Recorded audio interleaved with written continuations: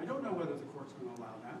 And they're now being brought in front of the jury, and the jury is actually, if they're in the courtroom, when the jury walks in and the court sustains my objection. Okay, this doesn't come well, that's in. why we're doing it right now. That's fine. Exactly. I appreciate it. It's no problem. And I would object to new evidence, Okay. new testing, new examinations, and new testimony based upon that. Okay. So I'm not exactly sure what you were saying to me. So take it from the top and, Measurements that he's already testified, and I don't mean to step on you. Measurements that he's already testified to about tire from the van to tire of the SUV. We're going to demonstrate what. now nobody asked him, I don't believe, nobody asked him the question. I was curious, but maybe you did and I missed it. When you say I measure tire to tire, from the outside of the tire, from the middle of the tread, from the inside to inside. That's why I mentioned there are. Did somebody ask you that? There are not specifically. Okay. But, That could matter. when we describe only the measurements as a millions of points in the cloud, I pick a point that's centrally located on whatever that item is. Okay, so you look towards the center of each tire. That's your measurement. Which I aim for the approximate center area. The laser may or may not see the exact center of each tire. Give or take a small difference. Right, exactly. I got it. These are approximate measurements, and they can be off by a few inches. Okay, all right. And I believe, and that's been his testimony, is everything an approximation. And so we would just want to show what the approximate distance would be between the two vehicles using a demonstrative aid. Because obviously that's. So you're not changing anything. No, sir. You're just using, these aren't the two actual bumpers. No, sir. Okay, so they're two, I'm not so sure how, you could have used anything. Yes, sir. You could have used two chairs, right? Have. Potentially, But yes, sir. your objection now is not what he's trying to do. He's gonna, what was the measurement again? Could you tell me? The gear's measurement, It was 7'6", right? it was 7.5. 7.5. 7'5", because I was thinking it was Minute Bowl. Wasn't he 7'6"? Yeah, I think it's 7.6. There it is. So I'm trying to remember these things. And so you want to set these things apart 7 feet, 5 inches. Yes, sir. Am I correct? Yes, sir. And you just want to demonstrate like we used to do in sales of cocaine within 1,000 feet. And let's show them the wheel and how it works. And now you want to use this laser. That's it. That's all. Okay. Based on that, no new measurements, no new opinion, just that I'm going to show you what 7'6" looks like. 7.5. 7'5". Why do I keep saying that? Sorry. Now, with that caveat, So now the next question I have is, how are these bumpers going to be positioned? Are they going to be positioned like the bumpers of the vehicles at the time? If not, that creates a misimpression. well, I think through questioning, we could make that clear. Yes, sir. It's just a demonstrative aid. It's not meant to represent the two vehicles. It seems much ado about nothing, but we're going to demonstrate to them what 7.5 looks like. Make it clear that the measurement, I want to go back to the tires, that they came from the center of the tire, because I don't think it was asked, center to center, but you brought these as demonstrative aids to illustrate what 7'5" looks like. Yes, sir. I'm going to, for now, overrule the objection, but I want you guys to keep it tight and let's get them in place.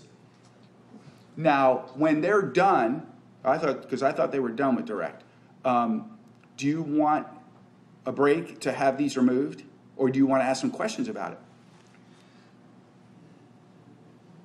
It depends on what the questions are. Oh, okay. But- Well, you got to give me a high sign. Why don't we do this, Your Honor? Why don't we, I will give you a high sign. Okay. If I'm, before I begin my cross-examination, ask that they be removed, I would ask that the court excuse the jury. Of course. Remove the items, and I'll begin my cross-examination. Now, our witness wants to tell us something because it could be valuable. I didn't want to interrupt. It's no problem. I discovered an error that I had made earlier, and I just wanted to clarify that. Tell the lawyers.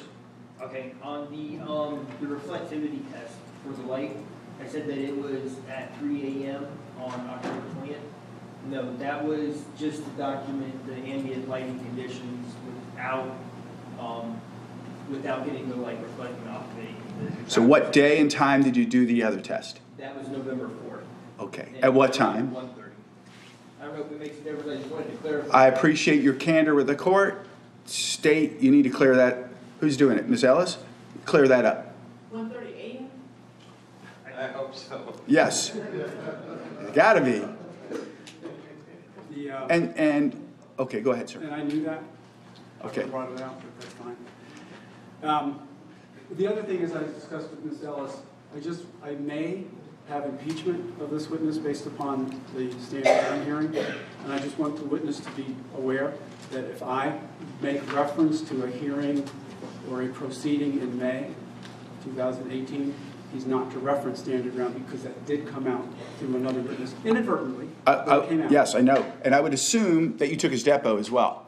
We did. So if he goes to say, hey, do you remember giving a statement? It could be your depo, it could be a prior proceeding, but you don't need to say, hey, that was that. You follow me? He'll give you the date, and he'll either say depo, correct? Yes. Or prior proceeding. Yes. Okay, that's fine. Now, do you guys need a minute, or are these things set up? I'm not involved. Just 1 minute. Go ahead. Just to measure it. Yep. Just for clarification. The jurors are getting some air anyhow. They're not back yet. I double checked, it was November 4th at 1:30 a.m. for the reflective. All right, everybody have a seat. Jurors are okay. You got a little air, I think. Good. I'm glad you don't be shy, all right? We're trying to keep you as happy as you can be under the circumstances. So the state's still continuing, and we got some things here, and they're going to explain it to you. And Ms. Ellis, you're up. Thanks, Judge. Just a couple more things for you, CSI Thomas. Now, we have some bumpers here from what appear to be two different vehicles. And not the vehicles involved in this case. Exactly. Okay. The vehicles involved in this case at all, not related to the vehicles involved in this case. Now, when we place this black bumper here and this black bumper over here, did you take a measurement between these two distances? Yes, I did. Okay. And what was the measurement from this black bumper to that white bumper? From this corner to that corner was approximately 7 feet 5 inches. So from corner to corner. Yes, ma'am. And you did the corners instead of like, let's say in the middle, because when you did it from tire to tire on the actual vehicle, Correct. right? And you took the center mass of each tire. Correct. And so in order to replicate as best you can with these bumpers, you took it from the center of these two bumpers. As a very rough approximation. Rough approximation. Okay. All right. Now, I also want to go back to the light reflectivity test briefly. You indicated earlier that you went out there on October 20th around, I think you said it was like after 3 a.m. or close to 3 a.m. Was that accurate? It was accurate that I was out there at that time and I took photos. That was not the night that we did the experiment to capture the light reflecting off of the pistol. That night was just to capture the ambient conditions normally, or attempt to capture what they would be normally, because of course the night we were there, supplemental lighting was set up, flashing lights from emergency vehicles were going, and photos and video wouldn't depict how the scene looked prior to the arrival of all the emergency personnel. Okay, so what date did you actually go out there to conduct the light reflectivity test? That would be the night of, or excuse me, the morning of November 4th at 1:30 a.m. Okay. That's it. Thank you, Your Honor. Okay, cross-examination? Okay, I hate to do it, Deputy Dunkley. Just real quickly, I need you to step into the jury very quickly. Just leave your pads upside down. We'll get you less than 2 minutes. Okay, cross-examination. You're welcome. Good afternoon, sir. Good afternoon. Let me start off by talking to you about photographs that you took the night or the early morning hours of October the 18th of 2015, when you went out and you photographed the scene. Yes, sir. You showed some photographs that were taken under artificial lighting conditions, correct? In other words, they were it illuminated the scene. It was not the natural lighting, correct? Correct. There was supplemental lighting set up as well as the lighting given off by the emergency vehicles. Right. So if we were to refer back to the exhibits, I think 25, State's Exhibits 25A and B, which I'm holding up right now, these photographs don't depict the natural lighting conditions at the time of the incident, do they? Not at all. Not only is there ambient light in place, there's the flash from the camera, which is quite powerful. Thank you.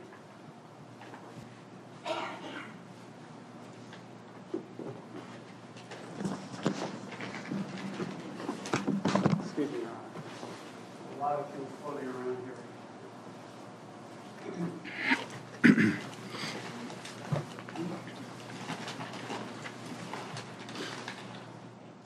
All right, getting everything organized here, Your Honor. It's okay. For your indulgence and the jury's.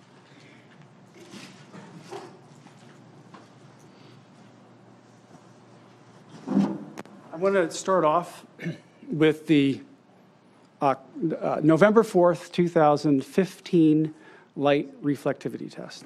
Yes, sir. Okay? All right. Now, the reason for that was because you actually were the one holding the video camera when Officer Raja did the video walkthrough the morning of the incident, right? Correct. All right. And so you listened and you heard what he was saying, right? I heard a lot of what he was saying. Okay. And you heard that he told the investigators that when Mr. Jones pointed the handgun at him, he saw a red flickering light around the barrel area, correct?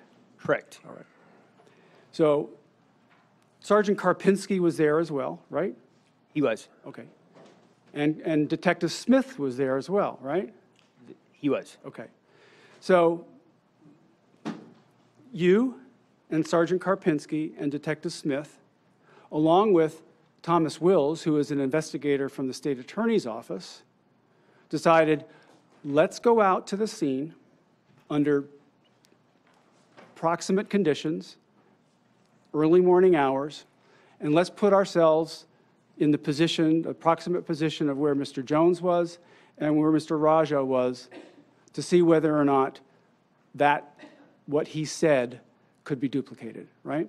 Exactly. It was approximate as to the locations we were standing in, the angles for the gun, the angle for the camera. There's absolutely no way to replicate that fluid situation as it actually occurred. We just wanted to illustrate if there was any way that the pistol could appear to have a light source on the front of it. Okay. Now, that was not a stressful condition, was it? You weren't under stress when you and Sergeant Karpinski and Detective Smith and Investigator Wills did this demonstration, did you? Were you? We were not. And you were actually stationary. You stayed in one position, didn't you? I moved around. I wasn't stationary, but during each frame, the camera was stationary. It was on a tripod.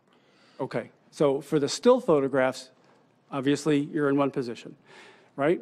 Correct. And then you move the tripod from position to position? Correct. How many different Right positions? angle. How many different positions did you shoot from? I do not recall. And certainly, when you were out there that evening, that was not at all similar to the conditions that Mr. Raja faced when he had a gun pointed at him in a split second, was it? Overruled. Not at all. As far as the lighting goes, I have no way to know. As far as the stress goes, definitely completely different.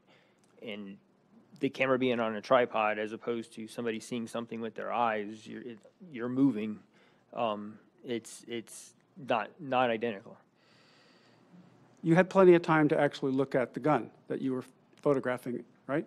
Correct. I'd already processed the gun, and I was already familiar with the fact that it was chrome and that it had a fully enclosed guide rod and was not equipped with a laser. Now, in addition to taking photographs, you also took a video, didn't you? Correct. All right. Now, you prepared a report in this case, right?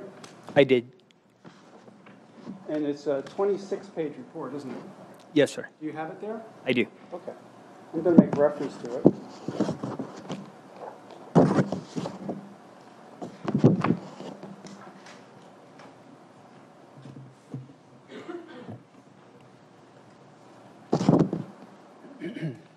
Now, the purpose of your report is to accurately recount everything that you did in the case, right? Not absolutely everything. There would be no way to recount every small detail of any Well, scene. Important things, though, right?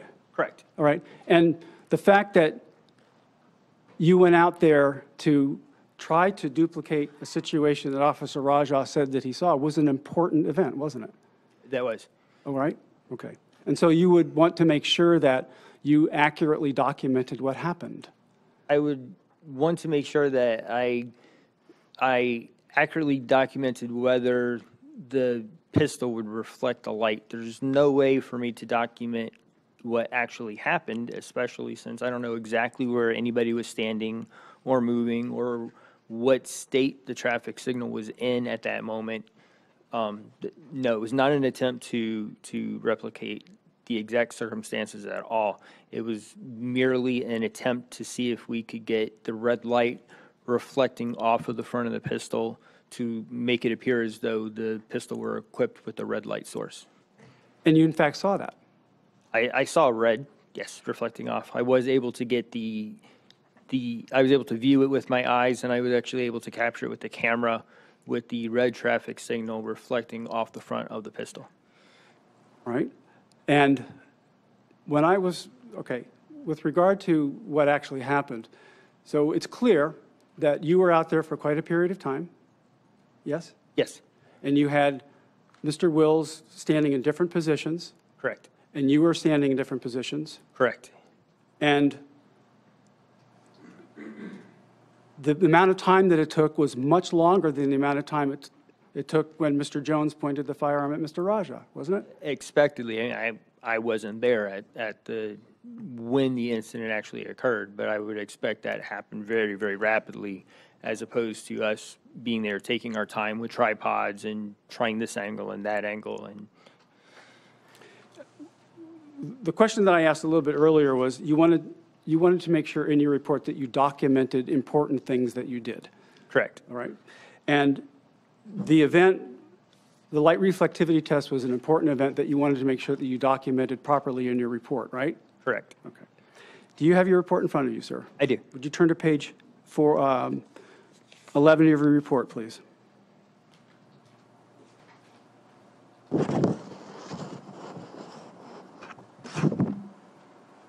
Okay. Okay.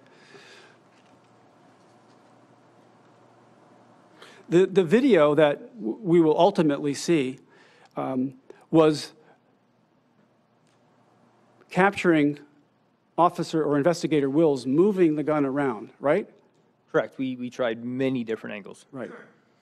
And during those motions, you saw a lot of red glinting off of the barrel of the gun, didn't you? Yes, yes, it did. And the video would better reflect the glinting off of the barrel of the gun than still photographs, wouldn't it? It could very well, if the camera had time to capture it, it could. Okay. That's why we do both. All right. So look at your report on page 11, the bottom. And isn't it true that when you prepared this report, you completely failed to include the fact that you videotaped this? You simply reported that you photographed it. Photograph. I didn't use the word video. The videos were rapidly sequenced photos from a still camera as video. I didn't have video equipment with me, Well, so it was the same camera from the still photos, just placed into a video-like mode. okay. But this is what you said. On 11/4/15, at approximately 01:30 hours, CSI Thomas arrived at the original scene in reference to photograph. At this juncture, yes. Okay. Follow some predicate there, please. All right. Yes, sir. When you read that report, that paragraph of that report, there's absolutely no reference to videotaping this incident, is there? We didn't use tape on this scene for photos or videos. The only tape that we used was on the original walkthrough video. As far as I know, everything else was flash media. Okay. But there's no mention of video. Right. That's what I was getting at. The only mention is of photographing, right? Correct. And we already determined that the photograph does not represent the glinting or replicate the glinting off of the barrel of the gun as well as a video would, right? Potentially. I mean, a still photograph, I might be able to get it lined up to where the red light is more visible. Whereas with the video, it might not be held in that angle as long. They would definitely look different. They would look different. The video being more representing more of the glinting. Well, possibly. The video frames would be shooting at a faster rate and therefore capturing less light, whereas a still photo with the evidence held still and the camera held still, I can leave the shutter open for a longer period of time without blurring the photo and therefore capture more light. So more of the red light would be captured with a still photo than it would with a motion picture. But the flickering would be better captured on the video, wouldn't it? The actual flickering. If there were flickering, there wasn't the type of flickering that I would remotely associate with a laser max. Well, okay, let's talk about that. Have you ever been in a situation where somebody in a real life situation, not training, not doing an investigation, not where everything is safe, been in a situation where somebody has pointed a pistol at you with a laser max on the end of it? Sustained, rephrase. Have you ever participated, back up, you have never been in a situation similar to what Officer Raja was in at the time of this incident? That is correct. And so your only experience then is outside of a street stressful situation? Correct, definitely, under controlled situations. Showing some photographs to the state Congress.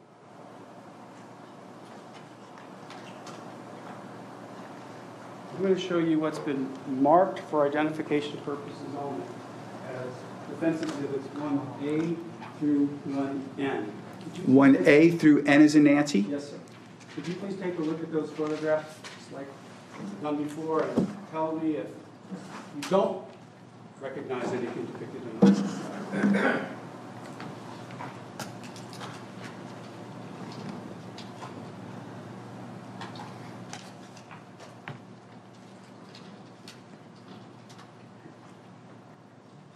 I recognize these all.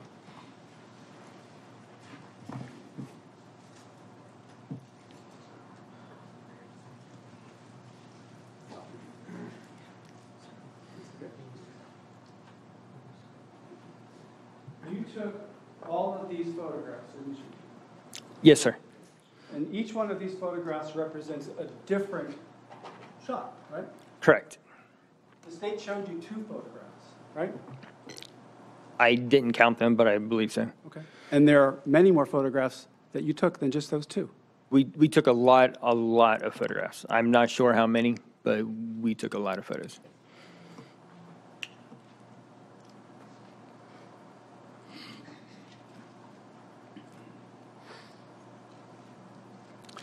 You testified that you have had ATF training by the Bureau of Alcohol, Tobacco, and Firearms, right, with regard to Correct. firearms? Yes? Yes. Okay. The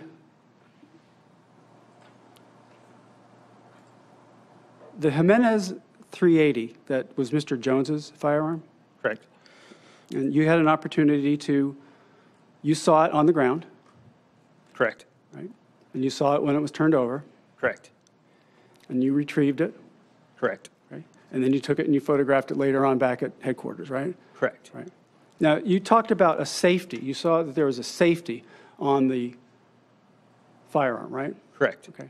And the safety, you know where it's located, right? It's on the left side, isn't it? It's on the left side. It would be on the left side. Right. Which would be what a right-handed person would hold in order to easily engage and disengage the safety, right? With their right thumb. Yes. Yes. A left-handed person, you can't do it. You'd have to completely turn your thumb over and do it, right? Right. I'm not sure the exact mechanics of somebody how might go about doing that, but it wouldn't be as simple as flicking their thumb. You also testified that in the box that contained that the Jimenez firearm had been that was in the glove compartment, there was a trigger lock in there? There was a trigger lock, a pair of keys, a magazine. The manual was not in there. The manual was on the floorboard. Correct. Right. And so the trigger lock is a device that will prevent the gun from firing. That's its intended purpose. And it was not on the firearm when you retrieved it, was it? It was not. It was inside the cardboard box. Inside the SUV. Correct.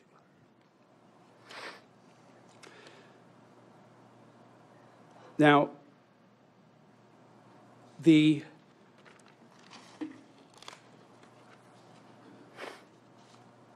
photographs that you took of the casings, there were a total of 6 casings, Correct. 3 in one relative location and 3 in another location, correct? Correct. All right. And you're not saying, are you, that the shots that were fired were necessarily in that order? In other words, the placard that was associated with casing number 1 was the first shot was fired and all the way through the 6th shot, are you? I have no way of knowing that if the shooter would have moved backwards, forwards, between these 2 locations, or even if they were separate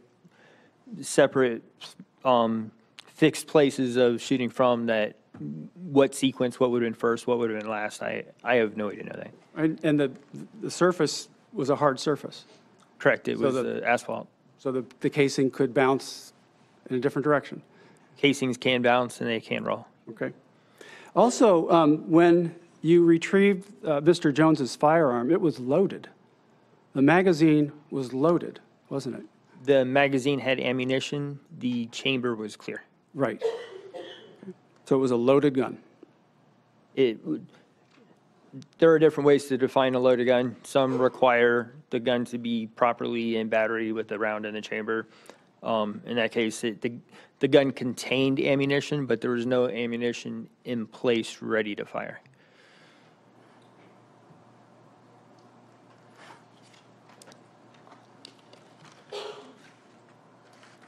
If it helps clarify that at all, when people refer to an automatically loading gun or a semi-automatically loading gun, what's meant by loading is after the discharge of the weapon automatically reinserting a round into the chamber. If that doesn't happen, it's not considered to be a reloading gun or an automatic reloading gun or semi-automatic gun. Even though it still may contain ammunition, if it doesn't push it into the chamber, then it's not considered to be loaded. The bottom line, it wasn't an empty gun. It was not.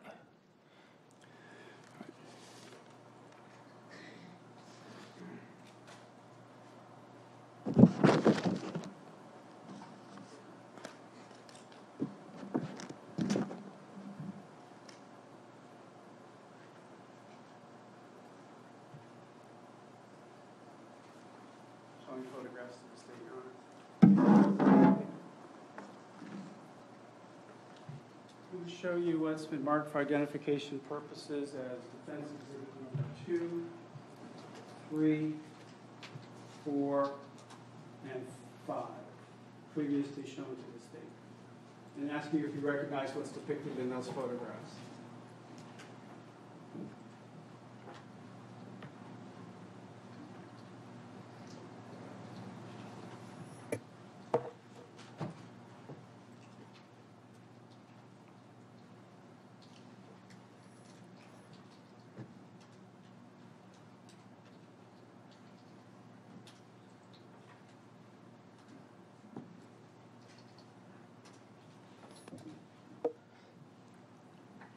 All of these I saw, except I did not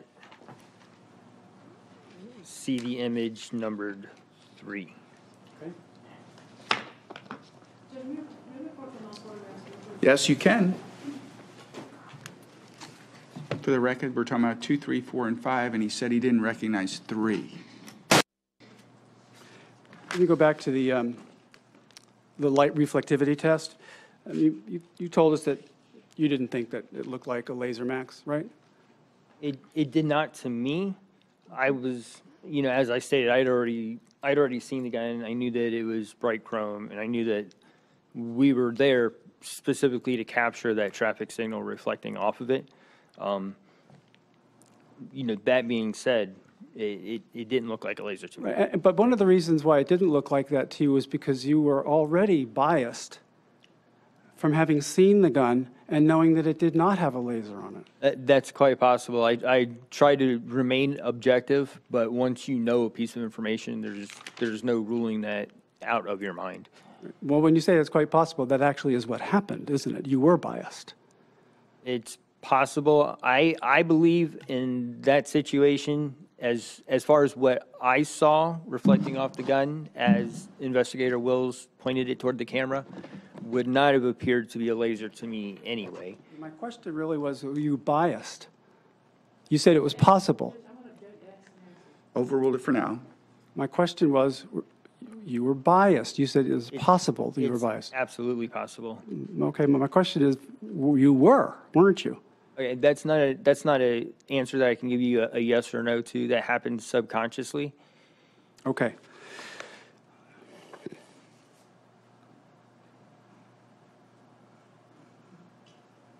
Sir, I'm going to refer you to the deposition that you gave in this case on December 27, 2017. I'm going to refer you to page 24, lines 6 through 10.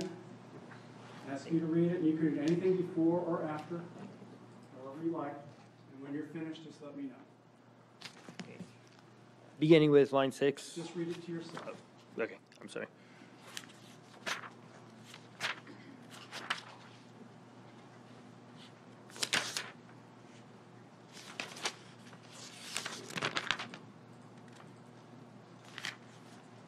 Have you had enough chance to look at Yes, it? yes, sir. All right. So, and you know what deposition is. You've done them before, right? Yes, It's where the lawyers have an opportunity to ask you questions in the presence of the lawyers who are going to be handling the case, and you're sworn to tell the truth, right? correct. All right. And do you remember on that date, sir, on December 27, 2017, being asked the following question and giving the following answer? Question 24, lines 6 through 10. Question, okay, did it appear to you to replicate what could be perceived as a laser? Answer, it did not look like a laser to me, but I was biased by knowing that the weapon did not have a laser and that we were attempting to replicate the situation. Right, it was. That's what you said, right? That's That- my question. That's what you said then. That is what I said. Okay. And if I can expound upon that, Well- it's knowing my reason for saying that I was biased is knowing that it can happen, it does happen, and it happens to everybody without us realizing it or not. And it's very important to consider any factors that may sway your opinion. To maintain your objectivity and to be fairness, you need to identify those potentially limiting factors so that your statement or your evidence isn't perceived to be of a greater value than it is. Okay. Fair enough. I appreciate you saying that. The point of the matter is that you went in there knowing that the gun didn't have a laser on it. That's true. I had already processed the gun, handled the gun. All right. Now, this vest, we're shown a photograph of the vest that was inside Officer Raja's car. I briefly saw that. I did not take this. You didn't take it out? No, sir. You ever held one of those vests? I have. You know how much it weighs? 25.6 pounds? Varies depending on if they're carrying extra gear, if they've got a trauma plate. There are an endless number of potential ways to configure those vests. All right. And you said, I think you said it was police issued, but you have no idea whether or not the department issued that vest to Officer Raja, do you? No, I said it had police markings and it had his name on it. I don't know who issued the vest. Okay. May I have a moment, Your Honor? You may. Thank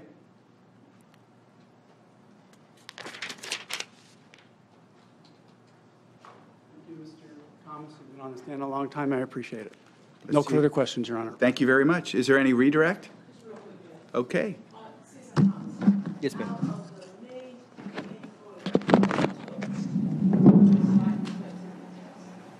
In the many, many different positions, did you ever see any flickering? I wasn't able to visualize a steady rate of what I would expect an artificial source to look like. The flickering laser is going to have a given amount of on time, given amount of off time. The ratio between them is going to be the same. The frequency is going to be the same throughout the duration of the light being on. Whereas a traffic signal swinging in the breeze, somebody's head moving, vibrations from vehicles, they can cause other patterns too. I was not able to observe a pattern that appeared to me to be like I would expect to see from a laser max. And Corey Jones's gun, there was no round in the chamber, correct? Correct. That's all I have. Thank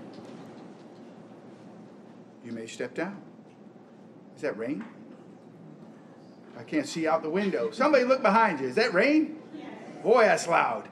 You may step down, sir. Watch your step. Are we ready to call another witness? Yes, sir. The state calls Thomas Wills. Thomas Wills, please.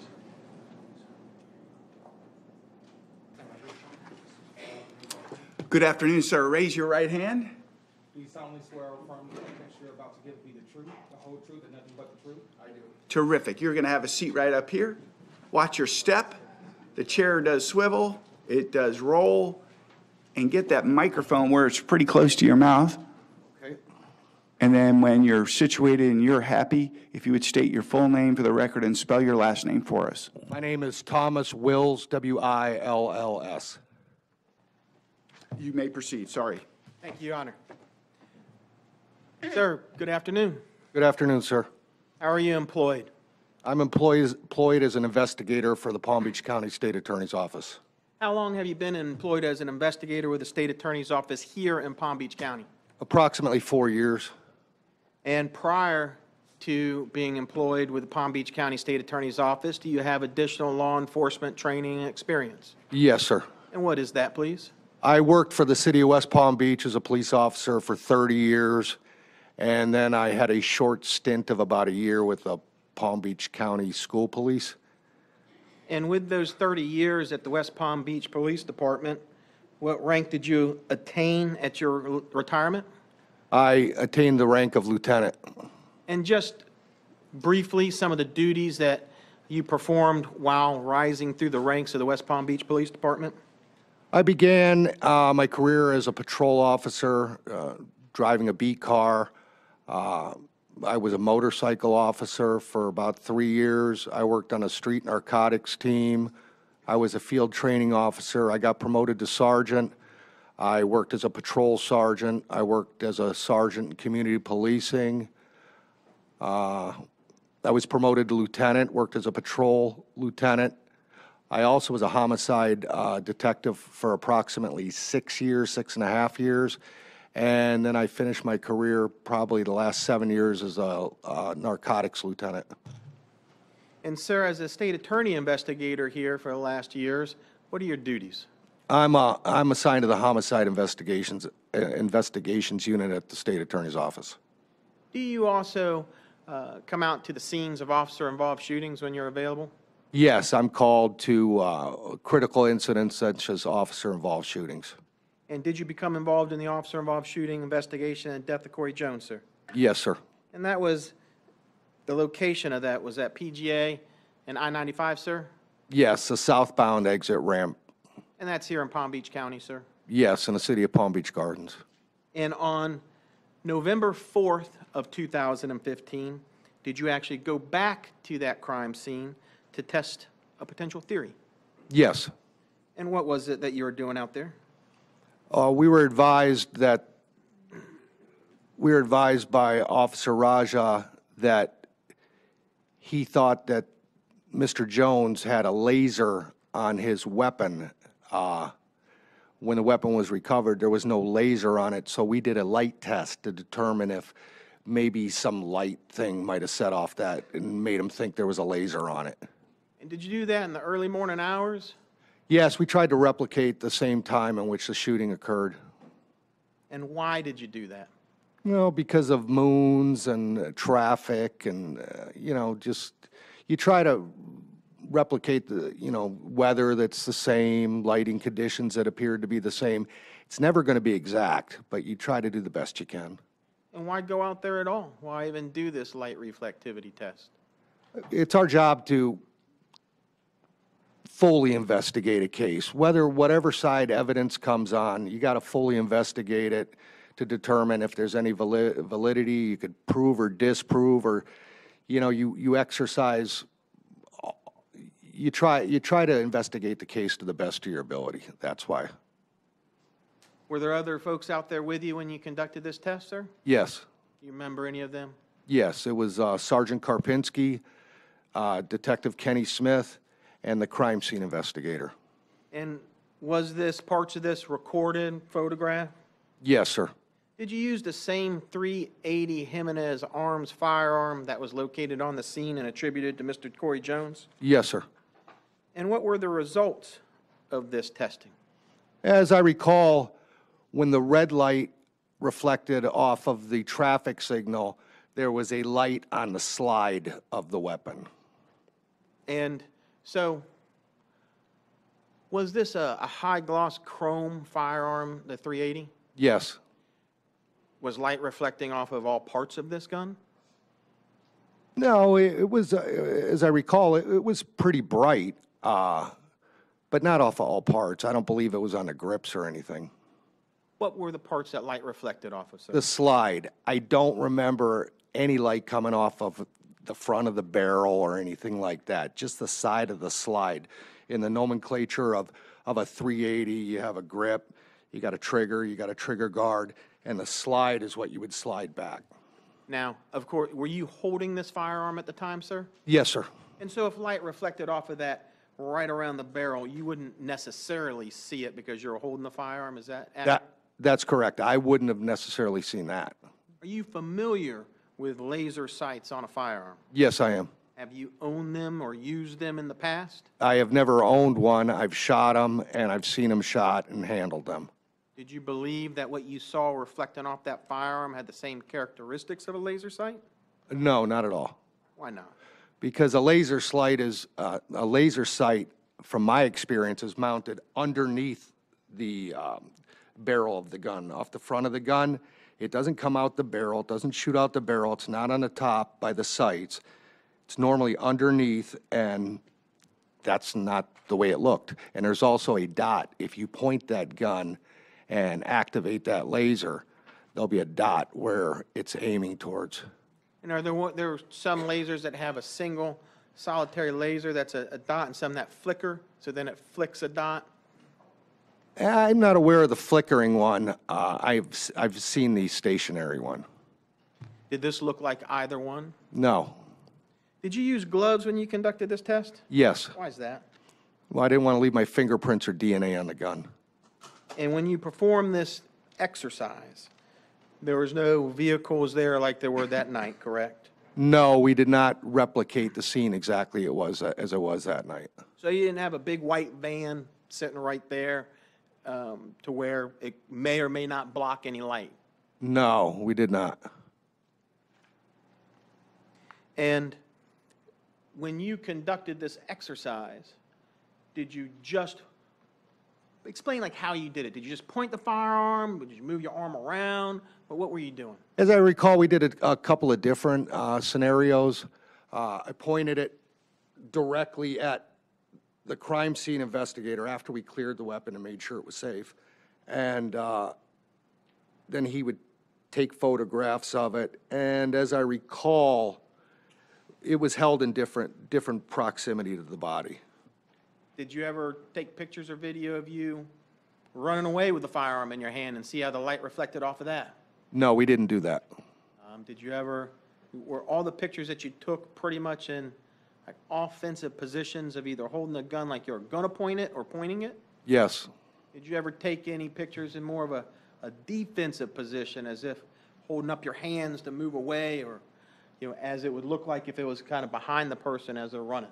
no, we did not do that. You right or left-handed, sir? I'm right-handed. Did you hold this firearm in your right hand? Yes, I did. You have any idea whether or not Corey Jones is right or left-handed? I have an idea. What's your idea? I've heard he's left-handed. Is it fair to say that you're just trying to get some type of reflection of light off of that firearm? Just to see if it did, because we wanted to find out why Officer Raja thought there was a laser on the gun. Or if, again, either to prove or disprove it.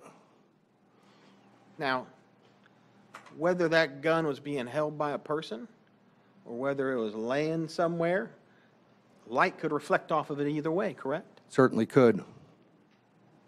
So the exercise that you conducted proved that light reflects off of a high-gloss chrome firearm. Just like it would a bumper of a car. You ever have a gun pointed at you, sir, in the line of duty? Yeah, I've had guns pointed at me. Does it look like a gun with a laser? No, you just see the barrel of the gun. I have no further questions at this time, Your Honor. Cross-examination.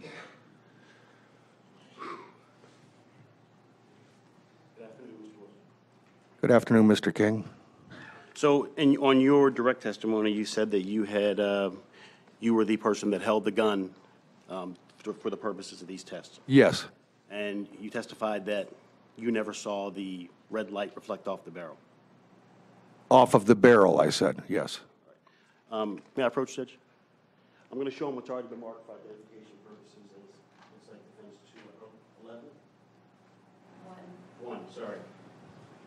Just take a look at them. You recognize the photo? Yes, Is that you in the photo? yes. Did they clearly and accurately depict the photos as they appeared that night when you took them? Well, again, I was holding the gun, but I'm sure they are. So looking at the barrel of this gun, can you see the red light reflecting on the front? Not off the barrel. What do you call this part of the nomenclature of the gun? That would be the top of the slide. Is that the little opening of the gun right there? The opening is this black circle there? And surrounding the black circle, do you see the red light reflecting? No, I see it below it. Oh, so you see it where the guide rod would necessarily be? I'm sorry? You see it where the guide rod would necessarily be? Yeah, the guide rod would probably be hidden that. I'm not really familiar with Jimenez. Okay. And how about on the side of the barrel right here? Let's talk about nomenclature for a minute. Take a Okay. look at that, and let's talk about nomenclature. Okay, When you're ready? sure. So when we talk about firearm, and we talk about the, actually, can I show you another picture? You show me all the pictures you want. Are these in or not in? What are these? Okay, these are also been in, sir.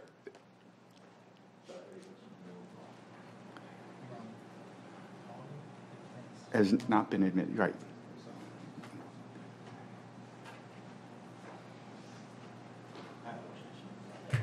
Yeah, approach again, Judge. Now, from a technical standpoint, they have not been admitted, but I thought I heard you just say no objection. Yeah, no objection, Your Honor, it's fine. They're going to come in, and the predicate's been laid, so I appreciate that. Okay, so let's just say they're admitted. It's 1, 2, and 3? What are the numbers? They're a composite exhibit. 1, A, B, and C? I can't see, Judge, just a second. So we have a 1 over here in Damien's hands, and he's very important to keep happy. I'm sorry, I can't read the numbers in the back of them. I got permission to take those 3 out of exhibit 1. This is a composite exhibit.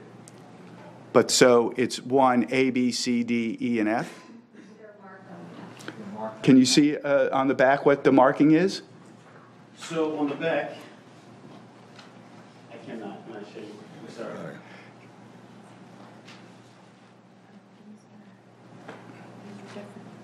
Yes. This is exhibit 6. I'm sorry. These are 6 and 7, Judge. I apologize. No need to apologize. Damien accepts your apology. Sorry. 6 and 7, Damien, you're, Judge, I just want to make sure we have one composite, right? That's those pictures of. I okay. just want to make sure. This is important, absolutely. I just want to make sure that we're going in sequence that way, This is the composite. and that's number one. And that's the only exhibit that's been introduced. That's not correct. No, So Damien has number 1 in his hand, and what is number 1? the whole composite. Are those just coming in, or do we need to separate these into individual exhibits?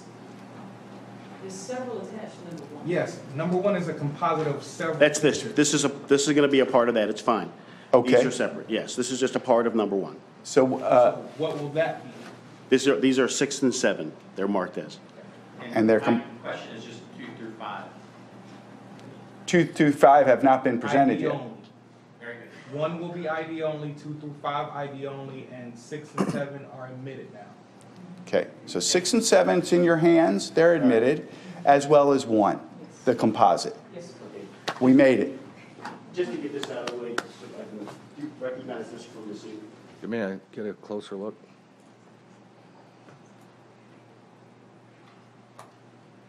Yes, And that's the pole, the base of the pole there. that's a base of a pole. So you had a chance to look at the firearm. No, can I see it? You kind of took it away when you were talking about what it was. Okay, So to talk about the nomenclature, okay. what do we call in this area right here, this bottom area? We call that grips. Okay, and then what do we call the area here along the side? We call that a slide. Okay, and right there where the little bullet comes out of the hole, what do we call that hole? We call that the barrel. Okay, and so, now that I have your nomenclature, let's go back to these pictures again. Back to this section, pictures for composite 1.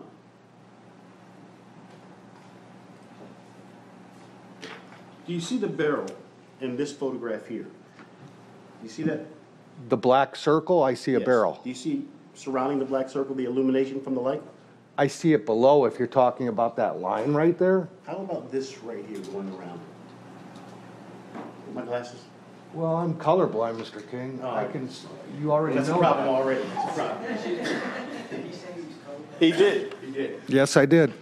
So you can't see what colors? I can see colors. colors? I can't tell you red and orange and things like that sometimes, depending on it's a color deficiency, depending on the lighting conditions. Okay. So in these photos, you could not see? I can see it below. Okay. The night that you did the test, could you see the red light? Again, I was holding the weapon. Okay, so you didn't have an opportunity to see the barrel when you were doing it? Not the barrel. I saw it on the slide. Okay, so when you had it down by your side at some point, you could see it reflecting off, or when you had it up this way? Holding it like that, you can see it. Ah, okay, so it reflected off the slide, even as you pointed the gun forward. The slide when the light changed, Okay. when the red light changed. All right, let me get my notes, just one second.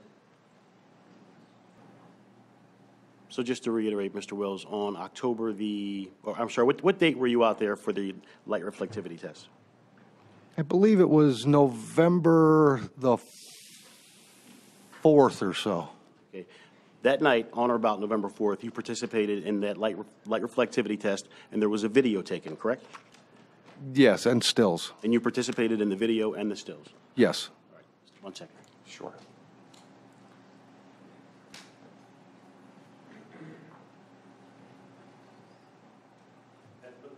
Everybody satisfied now? Is there redirect?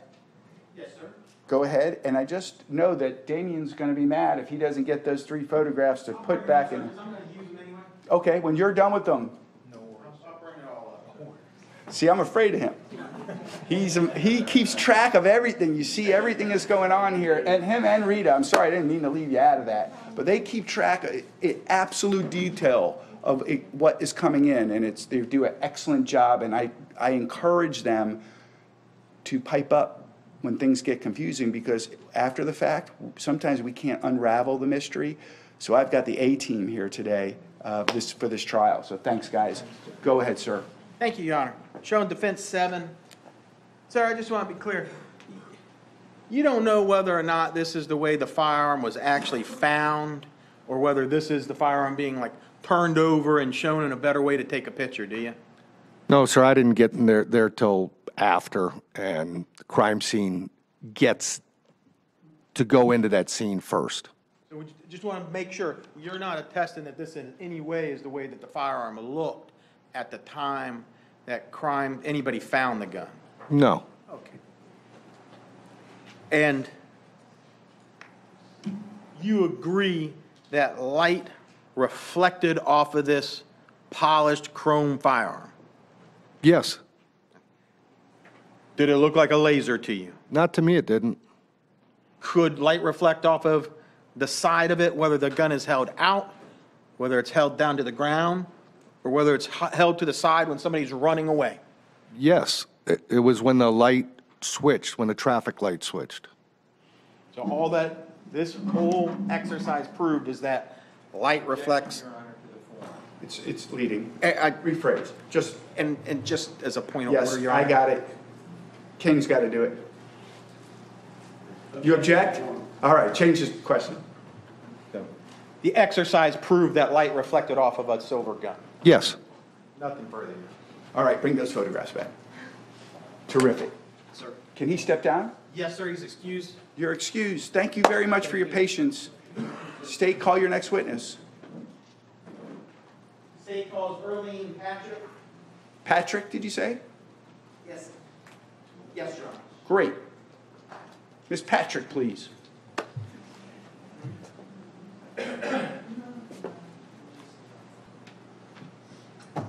Miss Patrick, good afternoon, and thank you for your patience. Meet Deputy Dunkley right out here, then raise your right hand and face Mr. Clerk for me. Do you solemnly swear or affirm that the evidence you're about to give will be the truth, the whole truth, and nothing but the truth? I do. Fantastic. Come around here. You're going to have a seat right up here. Watch your step. The chair does swivel and it rolls, but I want you to be comfortable. So get it where you're happy. Then that microphone, the whole bottom of it moves. Please get it close to your mouth and pull it towards you so you're not leaning forward and hurting your back. And then once you've done all that, if you tell us your full name and spell your last name slowly for the jurors. Earlene Patrick, Patrick. Terrific. State, you may proceed. Thank you, Your Honor. Good afternoon, ma'am. Good afternoon. How are you employed? I am a crime scene investigator with the Palm Beach County Sheriff's Office. And your duties as a crime scene investigator with the Palm Beach County Sheriff's Office, please, ma'am? Our main duties are to document crime scenes, unattended deaths, suicides, violent crimes, property crimes by taking photographs, notes, sketches. We write a report, collect evidence, process that evidence, and testify in court if necessary as to our observations. How long have you been employed in this manner, ma'am? This is my 14th year. And any other experience besides 14 years with Pbso? Yes, a year previously at 2 other agencies. And did you receive, what is your education, ma'am? I have a bachelor's degree in environmental science and an associate's degree in criminal justice, specializing in crime scene. And have you received and do you continue to receive continuous training in the field of crime scene investigation? Yes, we do. Do you have a requirement of a certain minimum number of hours each year that you have to perform? We do approximately 40 hours of training each year. And you have been sufficient in that, ma'am? Yes, I have. October 18th, 2015, were you on duty? Yes, I was. And did you participate in the investigation of an officer-involved shooting which resulted in the death of Corey Jones, Pbso case number 15-133920? Yes, I did. Did you respond to the scene at PGA Boulevard 995? Yes, I did. Did you assist CSI Keith Thomas on the scene? Yes, I did. Was he the lead CSI investigator for the purposes of that scene? Yes, he was. And were you requested to take photographs of the white van that was driven by Nouman Raja and the contents therein? Yes, I did. And were you able to identify this van as Palm Beach Gardens property? Yes, I did. And how did you do that? Right next to the VIN sticker on the inside of the van was a Palm Beach Gardens Police Department ID tag with like an asset number. May I approach, Your Honor? You may. Thank you. I'm showing the witness what's been identified as State's Exhibit 54, Composite A through Z. Ma'am, have you previously reviewed these photographs and are you familiar with them?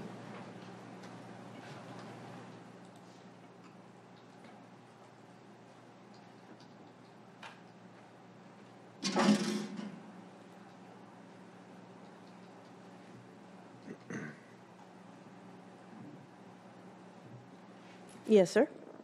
And is that a fair and accurate depiction of how everything looked in those pictures on October 18th of 2015? Yes. And are those pictures of the defendant's van and contents therein?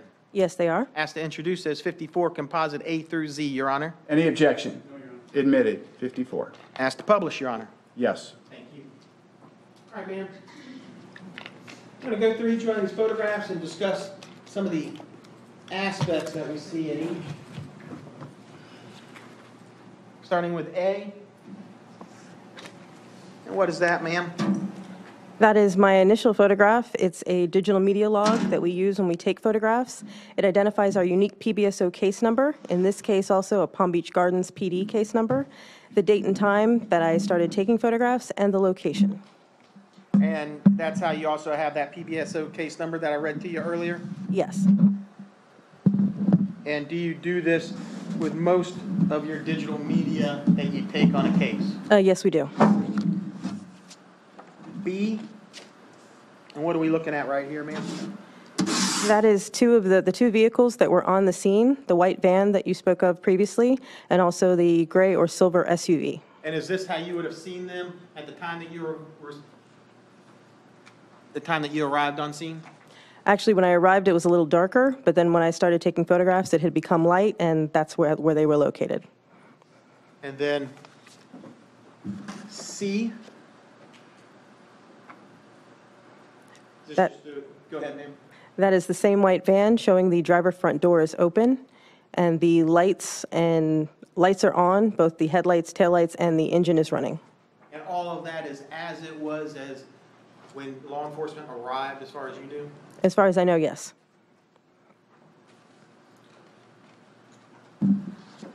D.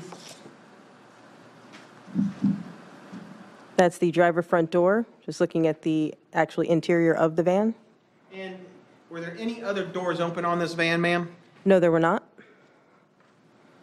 Actually, was there any type of police identifiers at all on the outside of this van? No, it was just plain white.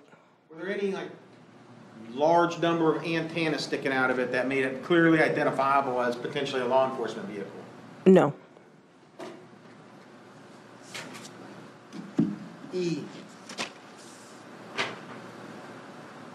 That's the steering wheel showing the keys are still in the ignition in the driver front portion of the van. And the van was still running with the keys in the ignition at the time you arrived, ma'am? Yes, it was. F. That's the front passenger compartment of the vehicle, showing the front driver and passenger seats and the items in between the seats and on the passenger front seat. And you said that the front lights are on, the rear lights are on, or was also the dome light on inside the vehicle, ma'am? Yes, it was. And right now that we're seeing it, is this a police tactical vest that's in the middle? Yes, it is. On the passenger side of that van? It's leaning against the passenger front seat, yes. And what is clearly visible on the front of that vest, ma'am? There were patches that said police and Officer Manraja.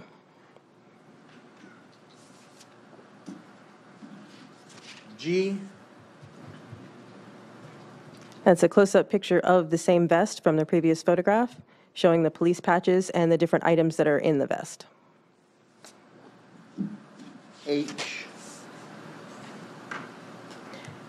That's just another angle of the same vest, as well as a thigh holster, gun holster belt system that's on the right side of the photograph. Now, is this how they were positioned whenever you began photographing and collecting any evidence potentially inside the van? Yes, I had not moved them at this point. So you didn't actually kind of just throw them down on the side of the seat like that? It was that way when you got there? Correct. And that holster, you didn't throw it down on the ground there, that was like that when you got it? Yes. And is there a place where there's a radio attached to this tactical vest, ma'am? Yes, up at the top shoulder area, you can see the small radio mic with the antenna. Are there also places where you can see where there'd be a taser and additional magazines with ammunition in them? Yes, on the center of the front of the vest. I. And is this, now we're looking also at this tactical holster over here to the right, is that correct? Yes. Did that contain a firearm? Yes, it did. Did it contain a additional ammunition? Yes, it did. An additional magazine? Did it contain a knife, Yes, it did. flashlight? Yes. And this is separate gear from the vest itself, correct? Yes. So that would be another item that the defendant would have had to take off to put there. Yes. Jay, That was the vest. I then repositioned it so I could get a better photograph of it. So I just stood it upright to see the items that were on the vest, showing the radio, the cord is in the middle, the 2 magazines at the bottom of the vest, and underneath the top little flap is the handle for the taser. and so this area right here would be where the 2 additional magazines that would go into a firearm located? Yes. And then right here would be where a less than lethal taser is located? Yes. And then here is the radio, correct? Correct. Obviously identifiers showing that an officer and police. Correct. And just a close-up, K, those are the magazines we're discussing, ma'am? Yes, they are. And did you take those magazines out of that vest, ma'am? Yes, I did. L, are those magazines? Yes. Did you also check to see how full of ammunition they were? Yes, I did. M, Those are the 2 magazines with the rounds inside removed to show how many were in each. and did each magazine have its full capacity of ammunition, ma'am? Yes, they did, I do believe. And was that .40 caliber ammunition? Yes, it was.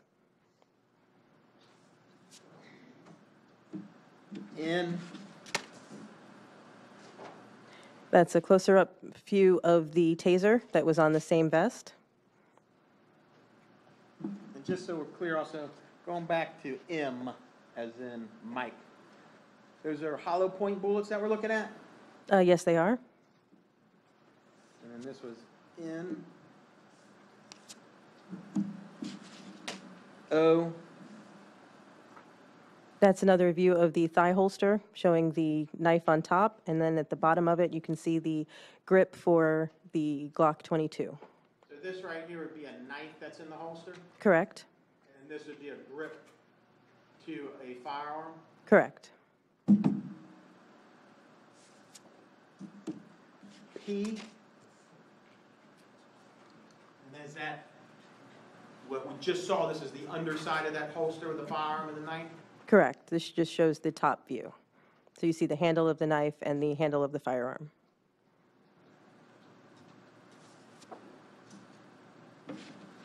Q, and is this that same firearm removed from that holster, ma'am? Yes, it is.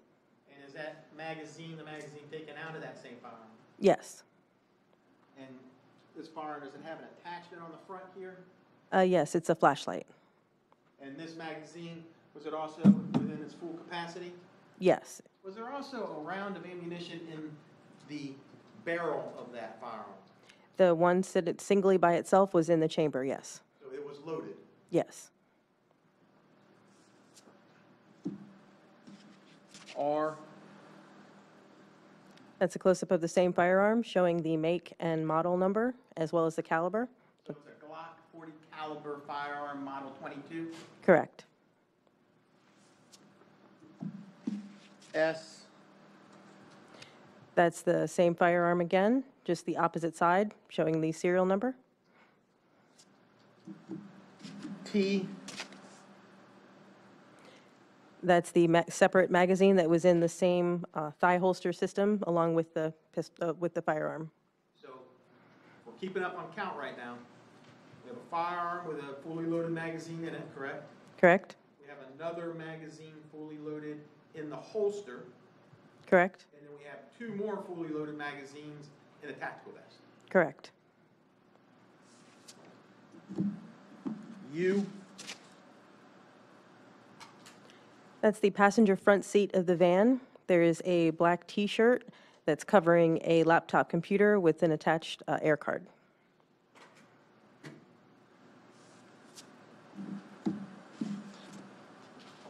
V, and is this that computer and air card that you're talking about, ma'am? Yes, it is. W, That's the center dashboard compartment of the van, showing, I believe, a watch, a pair of binoculars, and there's a Radio Shack, I believe, a radio scanner. X, so this is closer up to what was inside that middle compartment. Yes, it is. And then Y, have you taken out those contents and laid it so we could see what it is? Yes, There's stuffed in there were binoculars and then also a scanner. correct. Is a scanner used to listen to the channels of law enforcement agency? I believe so. And finally, Z. That is the rear compartment of the van. It was empty of any seats. There was only one set of seats, and it contained a spare tire and ballistic shields and batons that said police on them. And if I may have number 3, sir, please.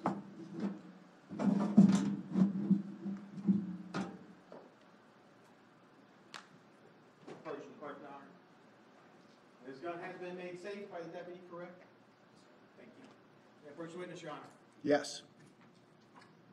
Shown states that's been marked and entered into evidence, but marked for identification purposes as stage 3. Do you recognize that, ma'am? Yes, I do. How do you recognize it? It's the gun box that I sealed the firearm in that we just were viewing the photographs of. It has the same case number. It's signed by myself, and I have evidence seals on there with my initials as well. And so that's the same Glock 40 caliber Model 22 that you had taken from the white van that the defendant had been in and we just looked at pictures of? Yes. Introduced as States 3, Your Honor. Any objection? Admitted. Show, approach, Your Honor. Yep. Showing what's been marked for identification purposes as States 55. And if you will, please take a look at that. You recognize that? Yes, I do. How do you recognize it? It is the Glock 40 caliber magazine that I removed from the holster. Has my initials, ID number, and the same Pbso case number. And is this the item that was actually taken out of that tactical holster, fully loaded magazine? Yes.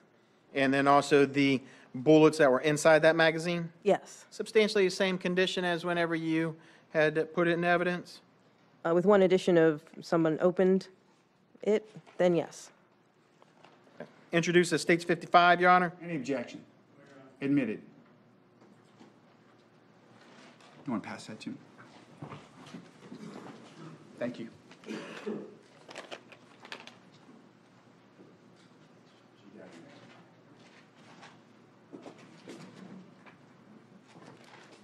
Approach, Your Honor. Yes. Showing what's been marked as States 56 for identification purposes. Ma'am, if you will, please take a look at that. I took it. Thank you, sir. You're welcome. Recognize that? Yes, I do. How do you recognize it? These are the two Glock 40 caliber magazines that were removed from the tactical vest. I believe it's under stipulation, States 55. No objection, 55 is admitted. I'll take it. And so, just so we're clear, that is magazine with ammunition that was taken off out of the holster, ma'am? Correct. Is that 55 or 56. 50. It says 56.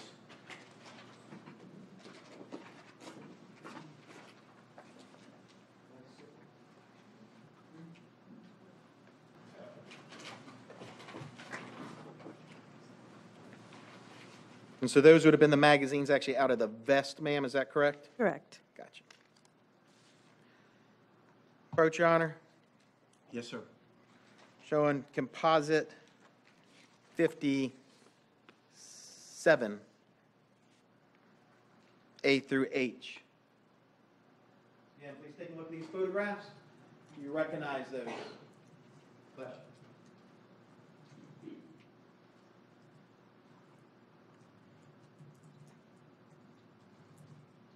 Yes, I do. Once again, fairly inaccurately depict what they photographed on October 18, 2015, ma'am. Yes, I do. There were photographs of the gray SUV belonging to Corey Jones. Yes. Asked to introduce as States Composite 57, A through H, and publish, Your Honor. No objection. Admitted. Thank Yes, you may publish. Thank you. Looking at A. Once again, what are we looking at, ma'am? That is the gray Hyundai Santa Fe, the decedent's vehicle. And there are two items on the ground just to the south of the vehicle. There are two bottles of oil. And this is B. Is that a close-up of those two bottles of oil, ma'am? Yes, they are. Were they empty bottles of oil? I believe so, yes. C. That is the driver front door that was open on the same SUV. And was it, to your knowledge, open at the time that law enforcement arrived? To my knowledge, yes. D. That's showing inside the driver's front door, the map pocket area. And do we see some type of object over there potentially to the right side on the floorboard? Yes, we do. And did you take a close-up picture in E? I did. And even closer picture in F? Yes. What is that, ma'am? It is a silver Apple iPhone in a black case or cover. And did you actually recover that item and put it in evidence, ma'am? Yes, I did. And did you take a photograph of it prior to putting it in evidence? Yes, I did. G, is that a picture of that photograph? Or is that photograph a picture of that phone? Yes. And H, is this the back side of that same phone? Yes, it is.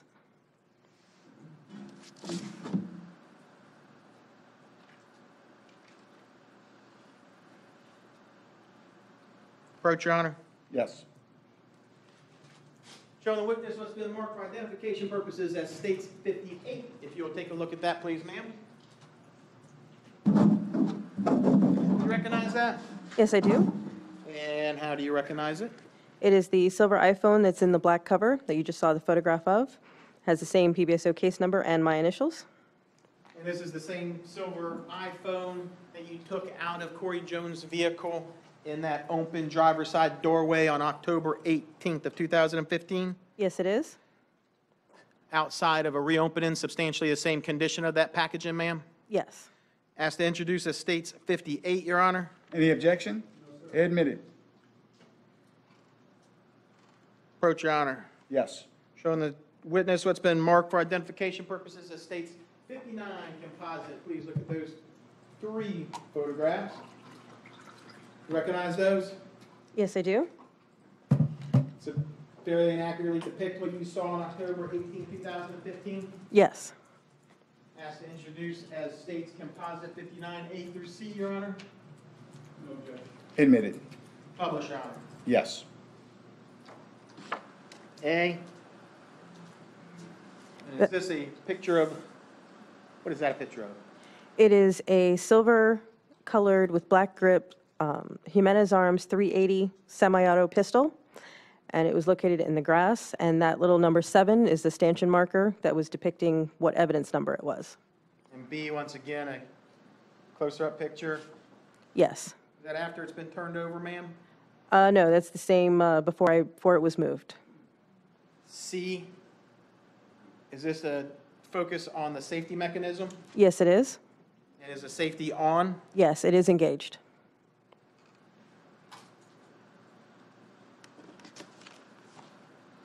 And approach, Your Honor. Yes. State 60 composite, A through J. Ma'am, if you will, please take a look at these photographs.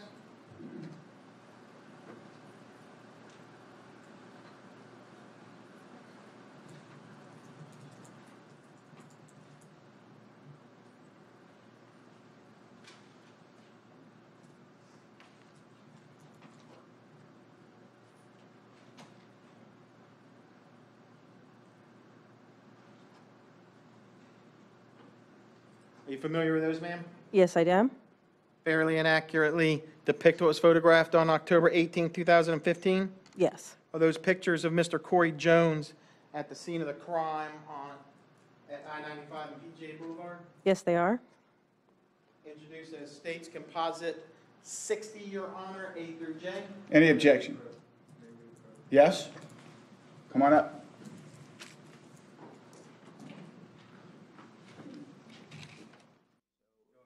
No objection, so those will be admitted, and I give the citizens out there and the jurors warning that these will be uncomfortable photographs for everybody, so please, please, please,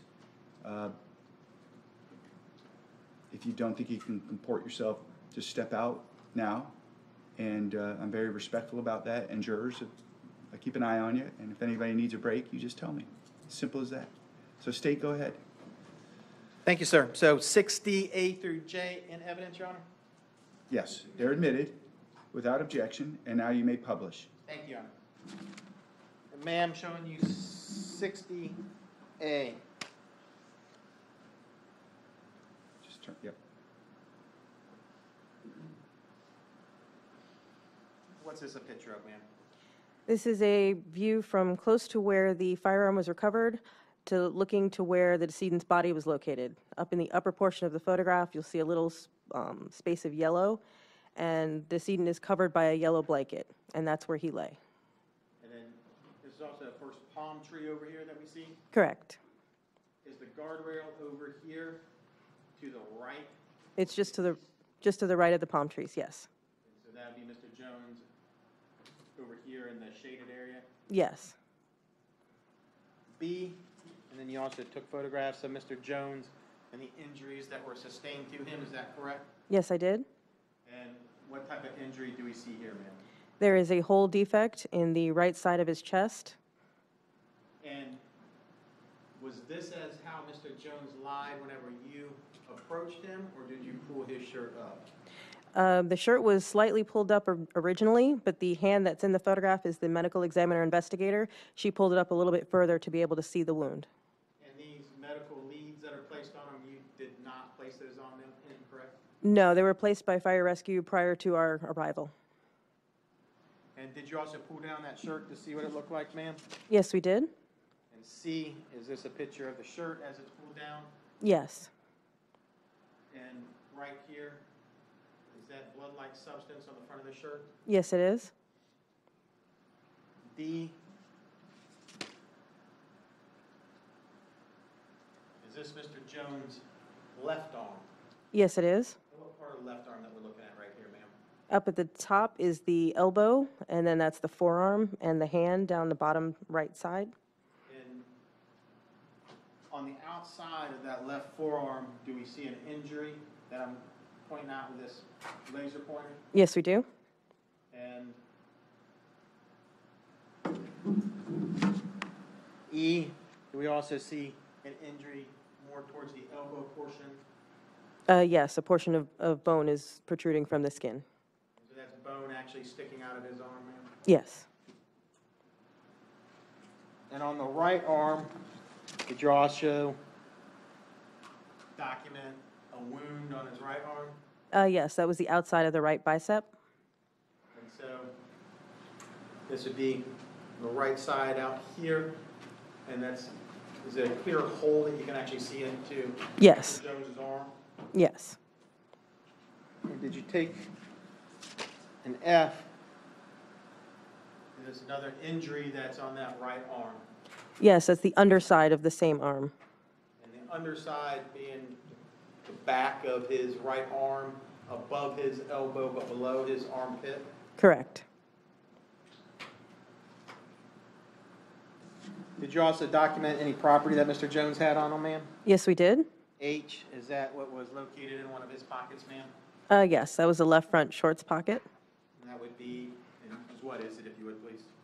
It's money, approximately $6, $5 bills and a dollar in quarters, and a Chase debit card in his name.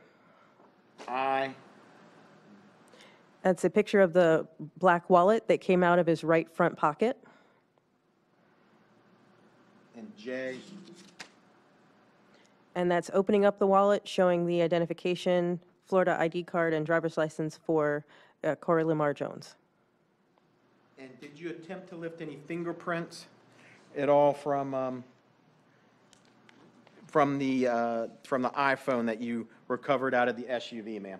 Yes, I did. And if you would, please explain to the jury how you would accomplish this. I used black powder and a brush, and I processed the front plastic screen of the case, as well as removing the phone from the case, and processed the phone itself as well. And I recovered one latent fingerprint from the plastic screen on the case. And so when you're using a brush, what does that stick to?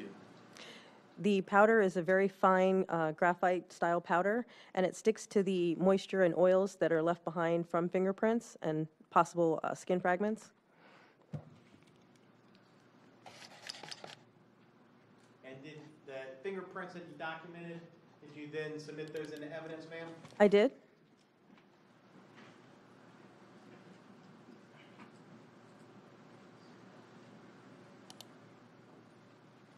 Approach the witness, Your Honor. Yes. States 61 for identification purposes. Ma'am, please take a look at that, if you will. You recognize that? Yes, yes, I do. Once again, you recognize it because of the packaging, the case number, and your name that's listed on it with your ID? Correct. And are those the prints that you would have collected from that iPhone, ma'am? Yes. Appear to be in substantially the same condition outside of being open for testing purposes? Yes. Asked to introduce as States 61, Your Honor. Any objection? Admitted. Did you also swab the iPhone found for potential DNA evidence? Yes, I did. Did you also submit those to the evidence unit? Yes. Asked to approach, Your Honor. You may. Showing witness what's been marked for identification purposes as State 62. Do you recognize that, ma'am? Yes, I do. And once again, you recognize it because of the packaging, the case number, your name and ID number? Yes. And are those the DNA swabs that you collected from that phone, ma'am? Yes. Appear to be in substantially the same condition, minus being open and for testing at the lab? Yes. Asked to introduce as States 62, Your Honor. Admitted. Does this conclude your work in the investigation of the officer-involved shooting that resulted in the death of Corey Jones in case number 15-133920? Yes. I have no further questions at this time, Your Honor. Cross-examination.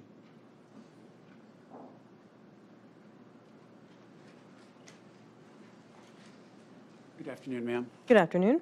The prints that you just talked about, they were from Mr. Jones's hands or his fingers? Which, you mean the latent cards that, Yes. that were just entered into Yes. evidence? Yes. I don't know. I submit them for identification and examination, but we don't get the reports, so I don't know if they were identified to who or anyone. Or left hand or right hand? I don't know. Okay. You were shown a photograph of equipment that was inside Mr. Raja's vehicle, including a vest, firearm, magazines, ammunition, flashlight, and all those things, right? Yes. Okay. Those are all things that police officers are lawfully allowed to carry in the course of their duty, correct? Yes. Thank you. All right. Any redirect? No, Your Honor. You may step down. Thank you very much for your patience. Watch your step. Make sure you gather everything. We have all the evidence of it. You didn't take anything with you. There's one more. I'll help you. Thank you. No problem, guys. You're welcome. And that'll conclude today's proceedings. So we're pretty much right on the button. And so we'll do the same, pretty much the same drill tomorrow. You guys are getting good at it now. We went long enough that the rain started again. So I apologize. We'll get something worked out for you guys. You know where to meet, and if we could do, that early hour cause anybody a problem? Anybody? Everybody's okay with it? Because we've been clicking along really well. Okay, then, and lawyers keep telling me we're either ahead of schedule, right on schedule, or in fact ahead of schedule for your sake, and you see how we treat this case. Sometimes we gotta get you in and out, and because there are issues, and I'm gonna warn you about something.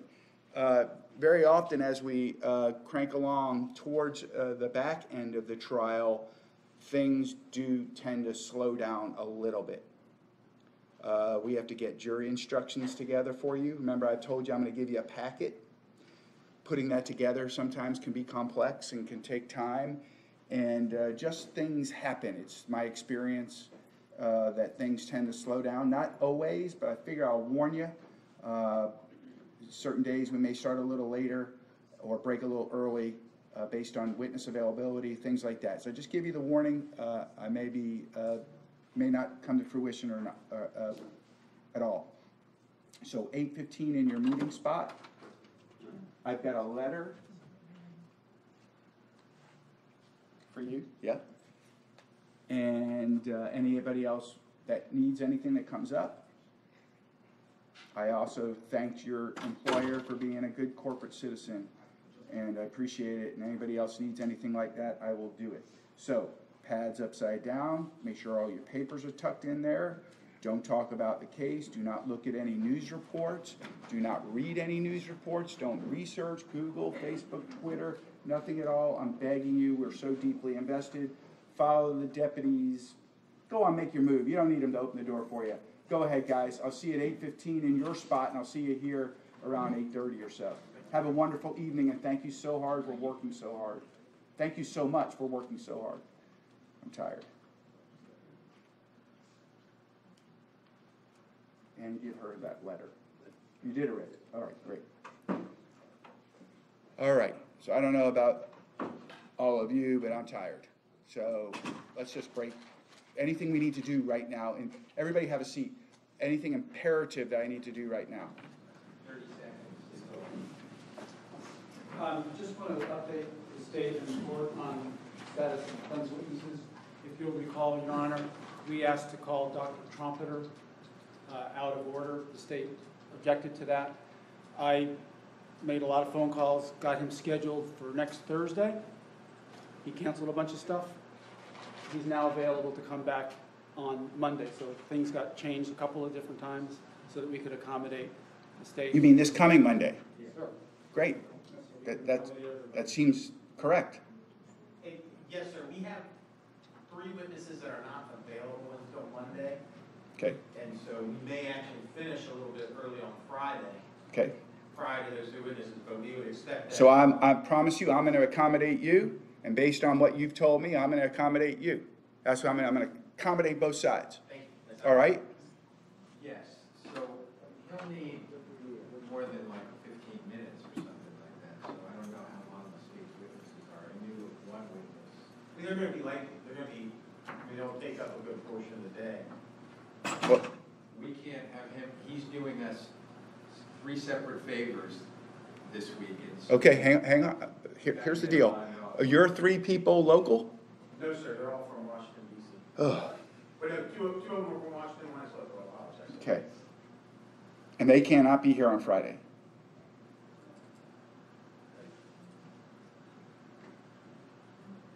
That's the first we heard. I know- Everybody relax. I know 2 cannot. I'm sorry, I haven't been bringing this up. Everybody relax. But yeah, I know 2 cannot be here on Friday.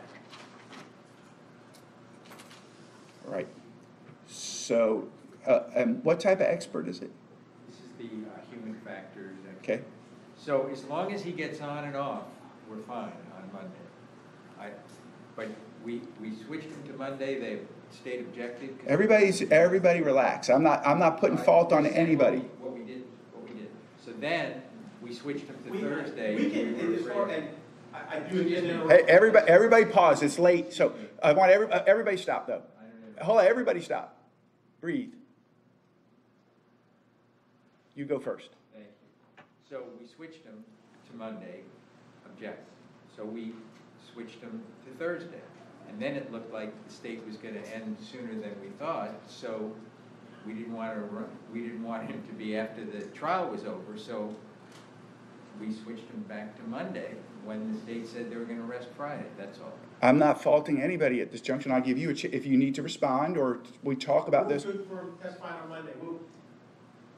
We'll do 2 witnesses, and if it's getting kind of late, they can put theirs out of order if they want to. There you go. And then we'll put our last witness. So Taking that deep breath, got everybody, and that we're all on the same page. We're all trying to get to the same place, which is treat the case with respect, while at the same time not keeping these people here for a month. So you guys have been fantastic. No issues at all. We'll work our way through it, and knowing that this guy's got to come and go, I'll accommodate your people. We have to break on Friday. I would be not sad about that. I'm tired. Now, we still have the issue, the legal issue we need to take up. We got to do that soon. I just don't emotionally want to deal with it right now. The other issue is what you brought up in that photograph number 3. I want you guys to talk about that, because he raised, there's a relevance objection, then there's a predicate objection. I want you guys to talk about it. On the surface, the law would indicate it wouldn't be relevant. In fact, the funny case that has a big blurb about it is none other than Lozano. So take a look at that. I don't want to get into the weeds on that issue, pun intended again, by accident. And I want you guys to talk about it. There's my initial, I don't see how you can go down that road, defense, but I'll keep my mind open. Hopefully, I don't have to grapple with it. I'll see you guys around 8:20 again, and have a good evening. I know you guys are working really hard. Yes, Damien's.